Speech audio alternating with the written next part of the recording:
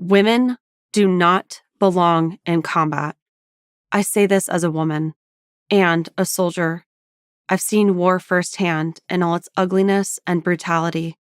In 2017, I served in the U.S. Army Special Operations Command in Afghanistan. My job was to engage with local women, something my male colleagues were discouraged from doing because of religious and cultural barriers.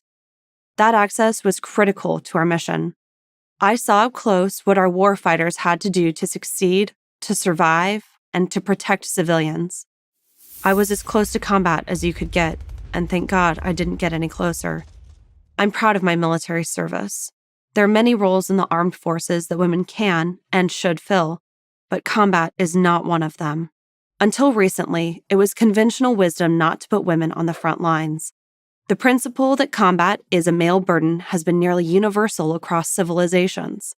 There's an obvious reason for this.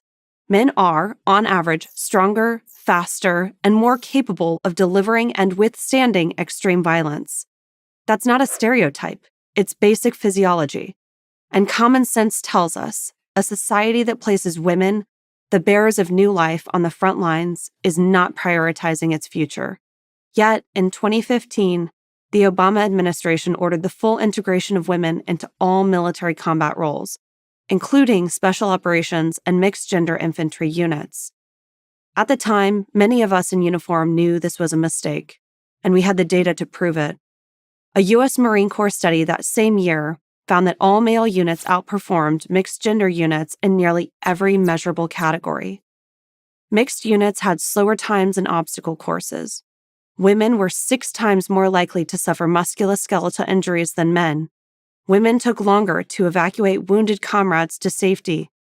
Where male Marines could do single-person lifts, female Marines often had to revert to 2-person drags, which were slower and less efficient. In war, those gaps aren't theoretical, they're fatal. Military experts, including those in the Israeli Defense Forces, have identified additional concerns. In mixed-gender combat units, the Israelis found male soldiers often shifted focus away from the mission to protect their female comrades, their natural instinct, even if it risked compromising mission goals. And there's another obvious problem. As Anna Simons, professor of defense analysis at the Naval Postgraduate School, observes, men and women have been each other's most consistent distraction since the beginning of time.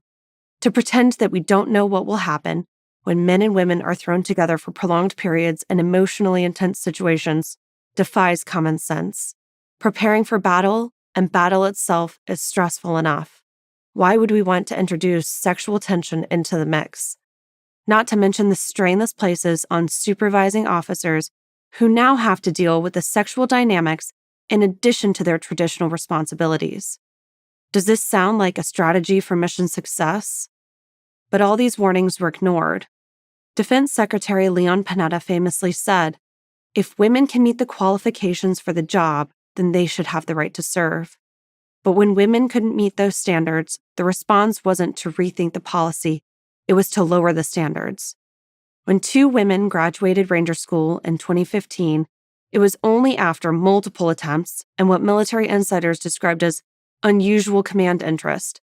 At West Point, physical tests have employed gender-adjusted thresholds. In the Army physical fitness test, male soldiers had to perform 84 push-ups in 2 minutes. Women, just 42. That's not equality. That's a compromise with reality that war will never make. The Pentagon, under President Obama, and then even more so under President Biden, prioritized ideology over effectiveness. The military, whose only purpose is to fight and win wars, was turned into a social laboratory. Valor knows no gender, Obama said. Maybe so, but strength, speed, and lethality do. In November 2024, when Pete Hegseth was nominated for Secretary of Defense, the issue returned to the spotlight. Critics attacked Hegseth for saying, "We should not have women in combat roles. It hasn't made us more effective, hasn't made us more lethal, has made fighting more complicated." He's right. And deep down, everyone knows it. The first job of government is to keep its citizens safe. To do that, our armed forces must be governed by biological and cultural realities, not the fictions of gender theorists. No one wants to go to war, but if it becomes necessary, Let's not make things more complicated than they have to be. Keep women away from combat. That's a burden men and men alone must bear. I'm Michelle Thibeau for Prager University. Thank you for watching this video. To keep PragerU videos free, please consider making a tax-deductible donation.